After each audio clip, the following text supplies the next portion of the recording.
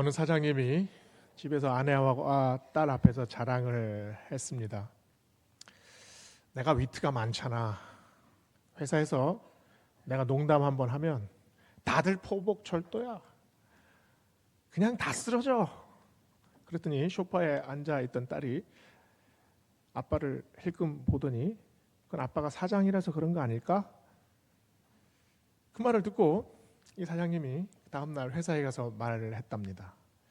내 딸은 내가 사장이라서 다들 웃는다는데.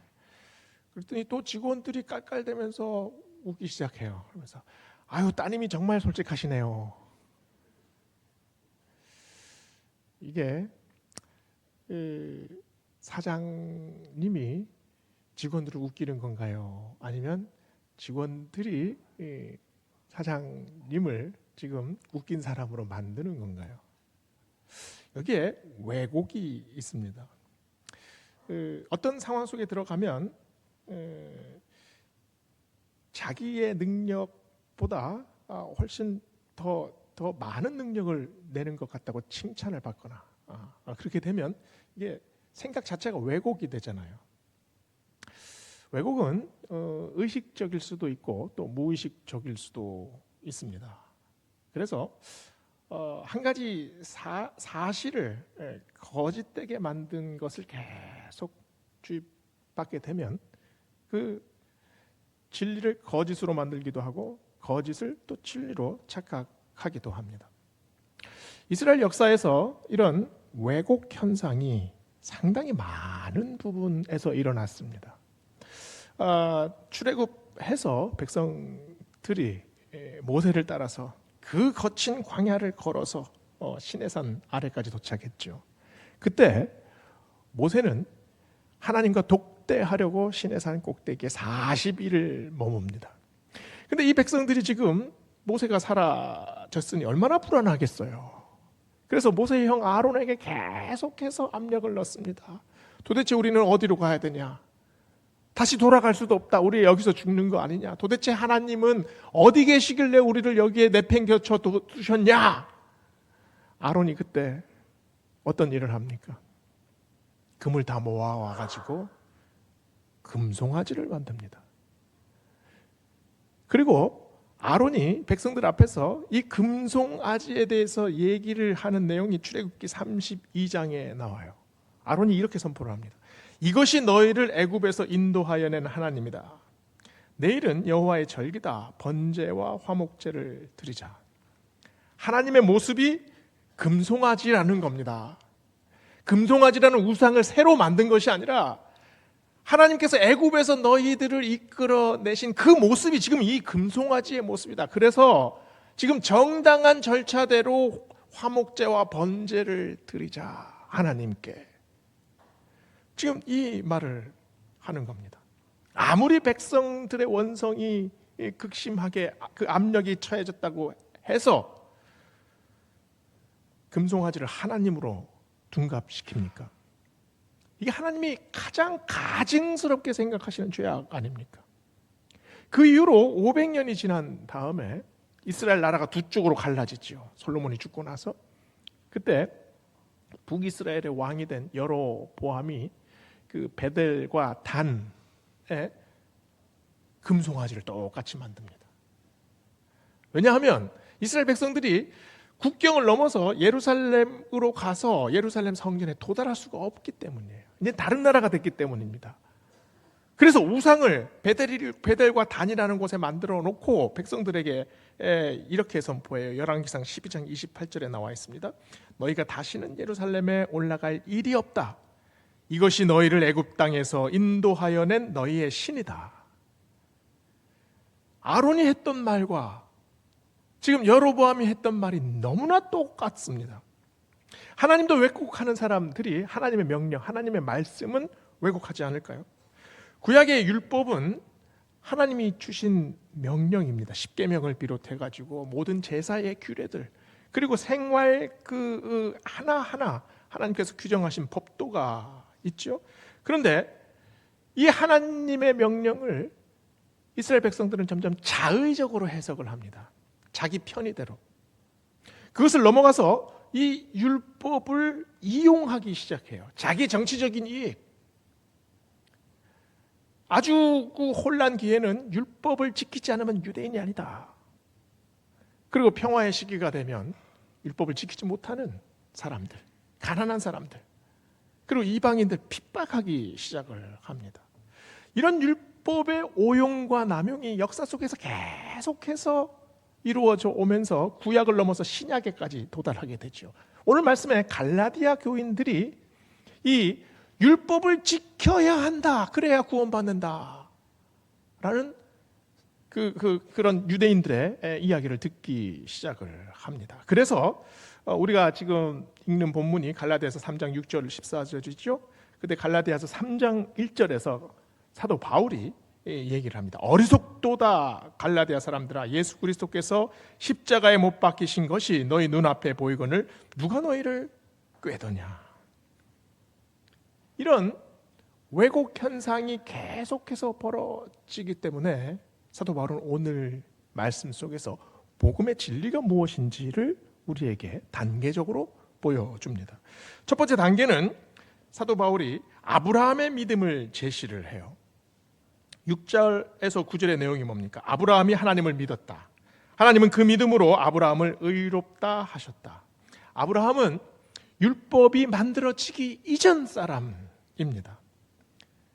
심지어 아브라함의 아버지는 데라, 이 데라는 우상을 만들고 사고 파는 사람이었습니다. 아브라함은 어쩌면 지금 이방인들과 똑같은 처지, 율법도 없고 혈통도 없고 심지어 이방인의 가족, 우상을 섬기는 그 가정 안에 있던 아브라함이 하나님을 믿게 됐어요. 이게 율법을 건너뛰는 신앙의 표본으로 지금 아브라함을 사도 바울은 딱 예시로 듭니다. 그래서 7절에 바울은 갈라디아 교인들에게 말하죠. 그런즉 믿음으로 말미암은 자들은 아브라함의 아들인 줄 알지어다. 알지어다. 이 말이 기노스코라는 단어인데요. 이 말은 무슨 공부를 해서 머리로 아는 것이 아니라 가슴으로 깨닫는다는 말입니다. 체험적으로 알아낸다는 말입니다. 그래서 9절에 강조하죠. 믿음으로 말미암은 자는 믿음이 있는 아브라함과 함께 복을 받는다. 유대인들은 우리가 아브라함의 자손이기 때문에 우리는 선택받았다라고 생각을 합니다. 그래서 우리는 하나님의 자녀다라고 얘기를 합니다. 그런데 아브라함은 자신의 그 조상도 없었고 믿음의 조상도 없었고 율법도 없었습니다.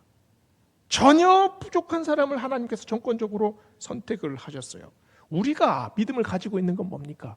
우리도 아브라함과 동일한 믿음을 고백하기 때문입니다. 그래서 우리가 하나님의 자녀고 믿음의 자녀이지요. 제가 아브라함을 쭉 묵상을 하다가 문득 욥이 갑자기 떠올랐어요. 아브라함과 욥은 사실 이렇게 별 상관이 없습니다. 비교하기도 그래요.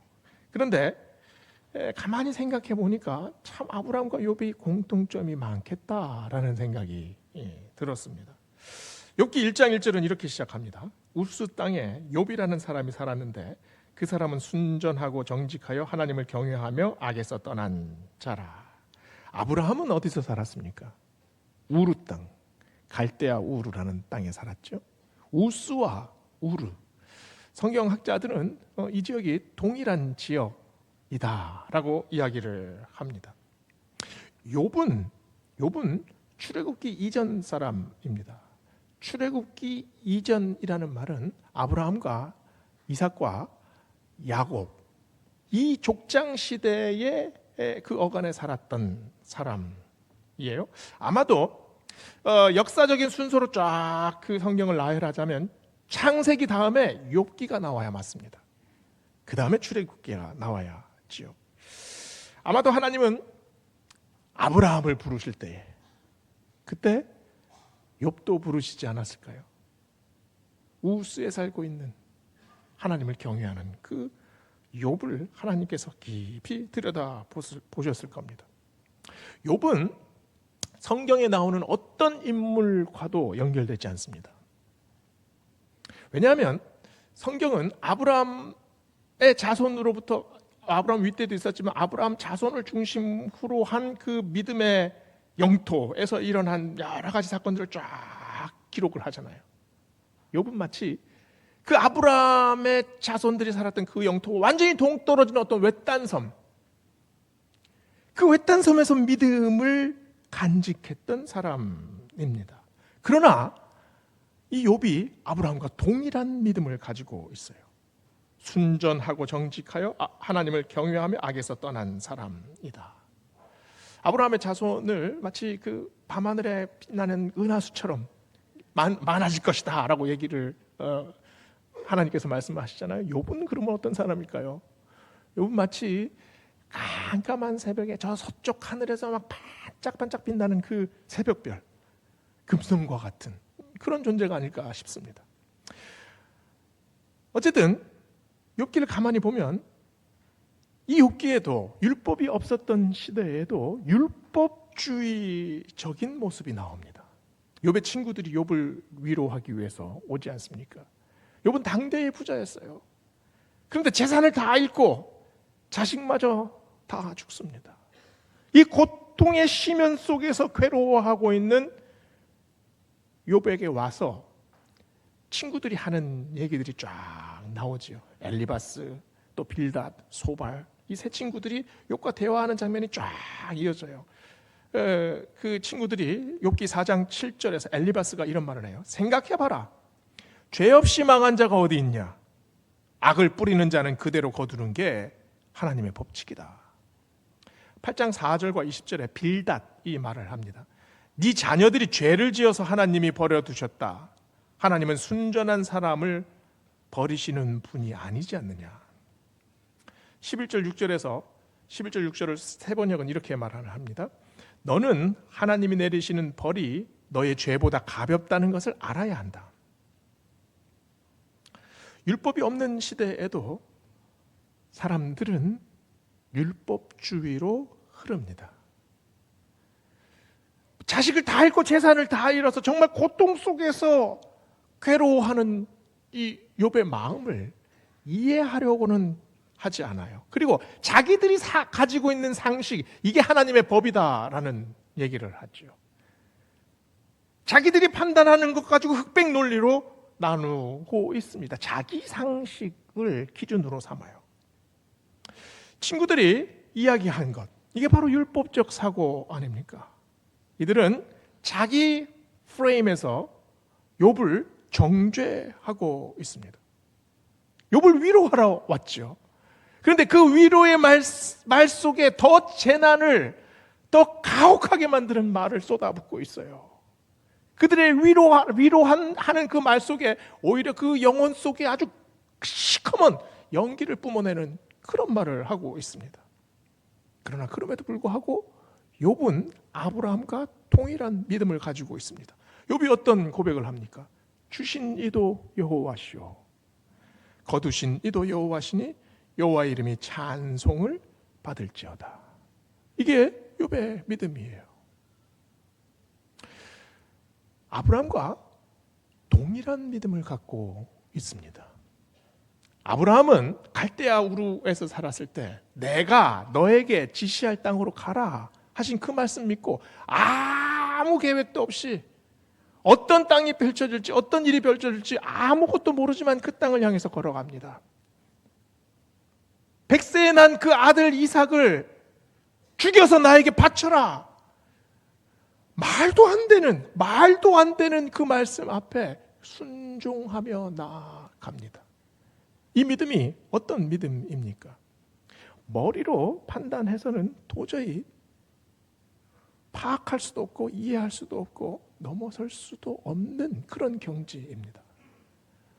아브라함과 욥의 믿음이 여기서 만나게 되지요.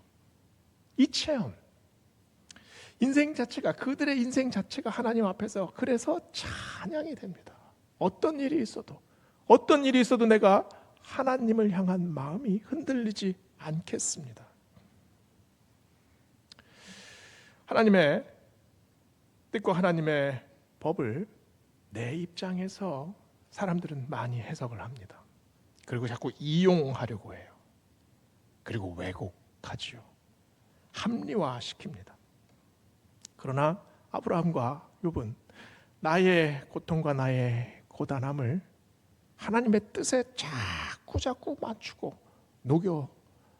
녹여내고 있지 않습니까? 오늘 말씀을 통해 왜 사도 바울이 아브라함의 예를 들었을까요? 왜냐하면 우리가 바로 그 아브라함이 걸었던 길, 욥이 걸었던 길을 걸어야 하기 때문입니다. 두 번째 단계로 사도 바울은 율법과 복음을 대조합니다.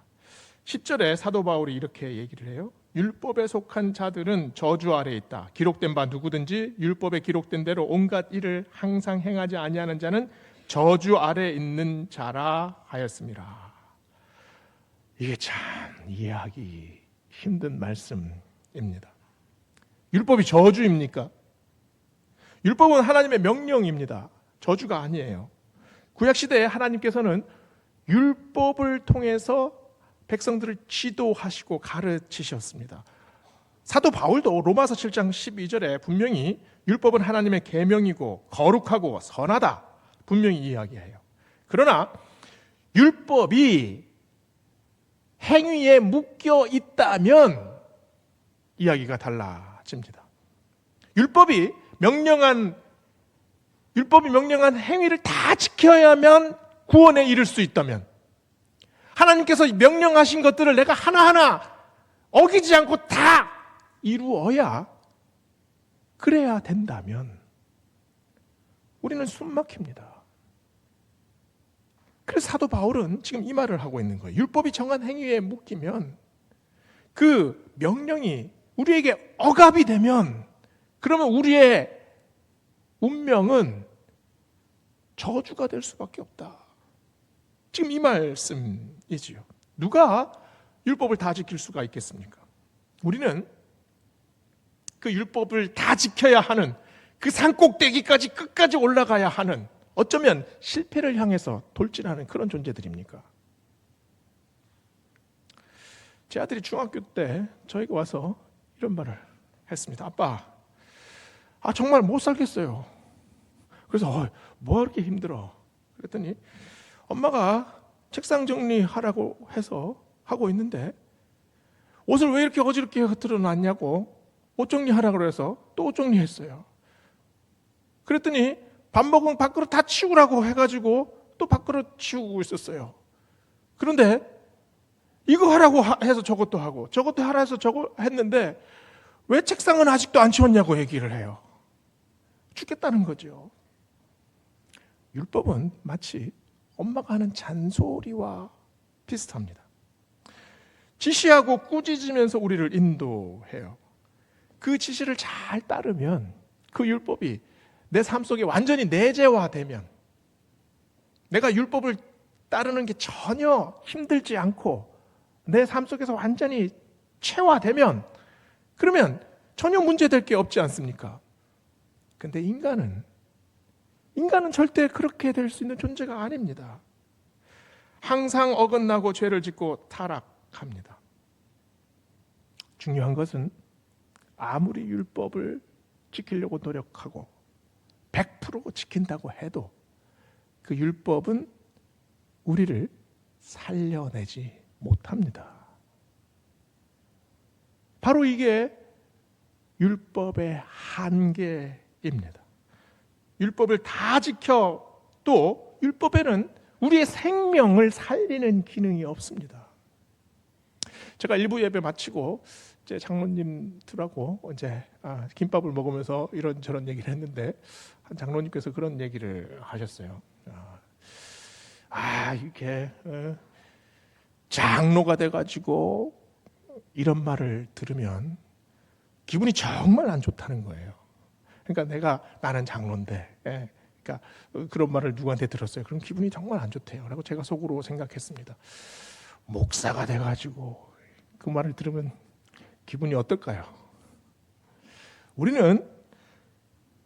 바울이 지적하고 있는 것은 바로 율법은 지시자 또 감시자라는 겁니다. 율법은 절대 구원자가 될 수 없습니다. 율법은 그래서 거울이에요. 내가 얼굴에 그 뭐가 묻었는지를 알 수가 없죠. 근데 거울을 딱 보고 있으면 내 얼굴에 무슨 검댕이가 묻었는지 얼마나 얼굴이 더러운지 우리가 거울로 알 수 있지 않습니까? 그러나 거울이 우리 얼굴을 깨끗하게 씻어줄 수는 없습니다. 율법의 기능은 거울의 기능이에요. 율법이 예수 그리스도처럼 우리의 영혼을 살릴 수는 없습니다.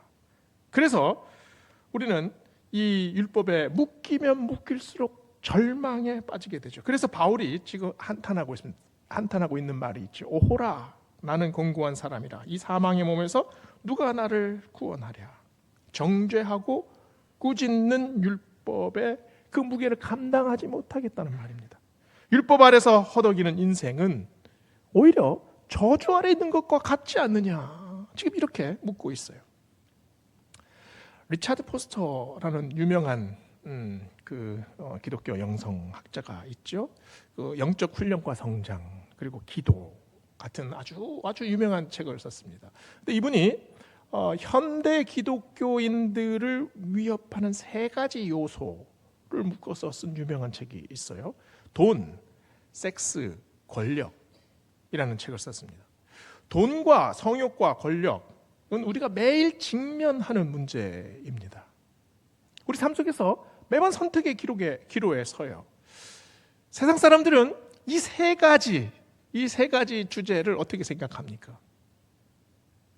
이게 전혀 죄가 되지 않는다고 생각하잖아요. 3가지 모두 자연스러운 욕망이라고 생각합니다. 오히려 부추깁니다.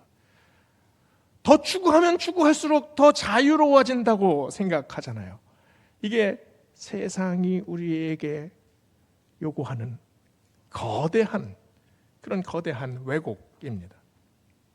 이 왜곡들을 끝까지 밀어붙여 보세요. 그 끝은 지독한 환멸입니다. 우리는 어떤 존재입니까? 우리는 재산을 자꾸 계속해서 축적하는 존재가 아닙니다. 우리는 활락 속으로 계속 빠져드는 존재도 아닙니다. 우리는 권력을 내 마음대로 막 휘두르는 그런 존재가 아닙니다. 그래서 율법은 이런 문제들을 아주 강력하게 단속해요. 그러나 여기에 또 문제가 생겨납니다. 재물욕, 성욕, 권력욕. 이 율법의 그 통제에 있으면 우리의 인생은 마치 감옥에 갇힌 것 같아요. 그래서 감시하고 억압하는 그 힘에 눌려서 살게 되지 않습니까? 우리는 구약 시대의 율법에 저촉받지 않습니다. 그러나 이 시대에 우리를 몰아가는 율법이 있죠. 그러면 복음은 어떤가요? 복음은 부유함을 전혀 죄로 보지 않습니다. 아브라함과 욥, 그리고 다니엘, 다윗, 아리마대, 요셉, 당대의 부자들이었습니다. 재물에 대한 욕망을 율법적으로 억제하면 우리는 답을 얻을 수가 없습니다. 탐욕은 누르면 누를수록 더 거세게 우리 마음속에서 뻗어 나오지 않습니까? 그러나 재물을 돈이 아니라 은혜로 우리가 받아들이면, 하나님께서 나에게 주신 아주 소중한 기회로 우리가 받아들이게 되면, 그것을 가지고 섬기는 일, 그리고 힘들어하는 한 사람을 살리는 일을 나에게 맡겨주신 그 책임이라고 우리가 믿기 시작하면 그 재물은 완전히 다른 성격이 됩니다. 성적인 이슈도 마찬가지예요. 성적인 욕구를 다 뿌리 뽑으려고 하면 우리는 살지 말아야 합니다. 이게 중국에서 조선에 사신으로 오는 그런 그 관료들이 있죠. 근데 그때 보통 황제의 환관들이 이 사신이 되는 경우가 많았대요. 그런데 조선의 기생들이 이 환관들과 함께 있는 것을 아주 끔찍하게 싫어했답니다. 왜냐하면 이 성관계를 할 수 없는 환관들이에요. 근데 아주 이 사람들이 가학적이었다는 겁니다. 성을 이렇게 이야기하면 성은 굉장히 부정적일 수밖에 없습니다. 그러나 성은 하나님께서 우리에게 주시는 너무나 아름다운 선물 아닙니까? 한 사람을 사랑하는 아주 소중한 방법, 그리고 한 생명을 만들어내는 얼마나 하나님께서 주신 아름다운 그 공간입니까? 예수님께서 길을 가실 때 사람들이 한 여인의 머리채를 붙잡고 막 끌고 왔잖아요. 간음한 여인입니다. 예수님 앞에 탁 풀어놓고 이 여인을 어떻게 하겠습니까? 돌로 쳐 죽여야 합니다. 그러면서 다들 돌을 들어서 막 던지려고 할 때 그때 예수님께서 무슨 말씀을 하셨습니까? 너희 중에 죄 없는 사람이 먼저 돌로 쳐라. 이 말씀이 무슨 말입니까? 율법을 범하지 않은 자가 있다면 지금 당장 앞에 나서봐라. 나는 정말 떳떳하게 살았다 생각하는 사람이 있다면 지금 나와 봐라. 율법은 정죄합니다. 그러나 예수님은 용서하십니까? 용서가 아니라 회복입니다. 한번 눈 감아 줄게, 요번은 그냥 넘어가 줄게가 아니라 이 사건을 통해서 이 한 여인을 완전히 새로운 사람으로 회복시키십니다. 네가 어떤 일을 했건, 어떤 문제 속에 살았건, 어떤 남모르는 부끄러움이 있든 그거는 아무 문제가 아니다. 이제는 새로운 순결한 인생을 살아가라.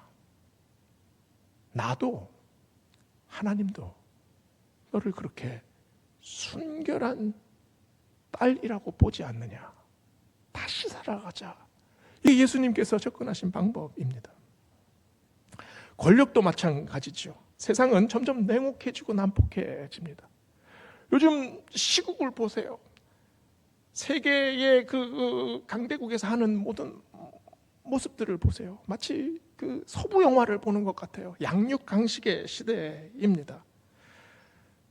이런 시대 앞에서 주님께서 그 로마의 권력 앞에서, 로마의 황제의 힘 앞에서 예수님은 파격적으로 이 권력의 논리를 뒤집으셨습니다. 뭐라고 말씀하셨나요? 너희 중에 큰 자가 되려는 자는 섬기는 자가 되라. 섬기는 힘으로 통제하려는 힘, 지배하려는 그 힘을 녹이셨습니다. 세 번째 단계로 사도 바울은 율법을 넘어서는 사랑을 제시합니다. 율법의 엄격한 기준에 있으면 살아남을 사람은 아무도 없습니다. 사실 율법 자체가 저주가 아니지 않습니까? 그러나 율법이 제시하는 그 아주 엄격한 칼날 같은 판단이 우리를 자꾸 저주로 몰고 가고 있어요. 그래서 13절에 이렇게 선포합니다. 그리스도께서 우리를 위하여 저주를 받은 바 되사 율법의 저주에서 우리를 속량하셨으니 기록된 바 나무에 달린 자마다 저주 아래 있는 자라 하였습니다. 율법은 저주가 아닙니다. 그러나 율법 아래에 있는 우리의 운명이 저주예요. 아무리 노력해도 우리는 내 힘으로는 의로워질 수 없습니다. 어느 순간 순식간에 타락하는 존재가 바로 우리들입니다. 회개를 해도 또 범죄하고 또 죄를 짓는, 그게 바로 우리지 않습니까? 우리는 하나님의 눈에 들 수 없는 존재. 이게 우리의 그 존재의 끝에 있는 저주와도 맥이 다 있잖아요. 이런 우리를 주님께서 어떻게 하셨습니까? 율법의 그 정죄를 대신 받으시겠다. 그래서 나무에 달리는 저주라는 말을 썼습니다. 주님께서 내가 받아야 할 그 저주를 주님께서 나무에 달리셔서 그 십자가에서 그 저주를 대신 받으셨다. 이 사건을 인정하고 받아들이면 그게 복된 소식이 됩니다. 그게 바로 복음입니다. 그래서 11절에 이렇게 말씀합니다. 하나님 앞에서 아무나 율법으로 말미암아 의롭게 되지 못할 것이 분명하니 이는 의인이 믿음으로 살리라 하였습니다. 율법으로 사는 것이 아니라 내가 올바로 살아야지 그렇게 다짐하며 산다고 내가 살아나는 것이 아니라 믿음으로 삽니다. 행위로 사는 것이 아니라 은혜로 살아납니다. 하나님은 왜 이 율법의 시대에서 십자가의 시대로 우리를 이끌고 계실까요? 율법을 지키는 방식에서 십자가의 사랑을 믿는 방식, 이 방식이 하나님께서 우리를 구원하시는 방식입니다. 율법을 잘 지키는 것은 일종의 테스트잖아요. 잘 지켜야 하고 또 잘 통과해야 합니다. 그래서 성공이냐 실패냐 이것으로 나눠지게 돼요. 그러나 믿음은 성공과 실패로 나눌 수 없습니다. 왜냐하면 믿음은 관계이기 때문입니다. 하나님께서 우리를 이렇게 보실 때 저놈은 천국 가겠고 저놈은 지옥 가겠구나 이렇게 보실까요? 저놈은 저기 한 49%밖에 안 되는데 1%를 할 수 있을까 없을까 이렇게 보실까요? 율법은 그렇게 우리를 재단하고 평가합니다. 그러나 하나님과의 믿음의 관계에 있는 우리를 하나님은 안타깝게 바라보십니다. 49%가 아니라 2%, 3%밖에 안 돼도 어쨌든 구해내려고 우리에게 팔 뻗으시고 달려오시는 분이 하나님이시지 않습니까? 이게 관계이기 때문입니다. 율법이 아니라 믿음은 사랑의 관계입니다. 그래서 14절에서 말하죠. 이는 예수 그리스도를 믿는 믿음으로 의롭게 되어 약속을 받은 성령을 우리에게 주시게 하려 함이라. 성령과 동행하는 관계. 이 관계가 친밀한 관계입니다. 이 관계가 우리를 자유로 이끌어 주시는 관계입니다. 이 관계를 주님께서 뭐라고 말씀하셨습니까? 진리가 너희를 자유케 하리라의 관계입니다. 이 관계가 생명의 성령의 법이 죄와 사망의 법에서 너를 해방시키는 바로 그 관계. 아이가 아빠의 그 배 위에서 뛰어놀고 귀를 잡아당기고 목마를 타고 손잡고 아빠 부르는 바로 그 관계. 그 관계로 우리를 부르십니다. 오늘 말씀을 통해서 내가 행했던 여러 가지 실수와 또 부끄러움과 또 굉장히 수치스러운 일들과 또 죄악된 일들이 떠오를 수 있습니다. 그러나 하나님은 그것을 넘어서 율법을 넘어서 우리를 사랑하십니다. 그리고 우리를 다시 부르십니다. 오늘 말씀을 통해서 다시 하나님 그 깊으신 사랑 안으로 다시 뛰어드는 아빠라고 부를 수 있는 그 믿음의 단계까지 도달하시는 우리 모두 되시기를 주의 이름으로 축원합니다. 기도하시겠습니다.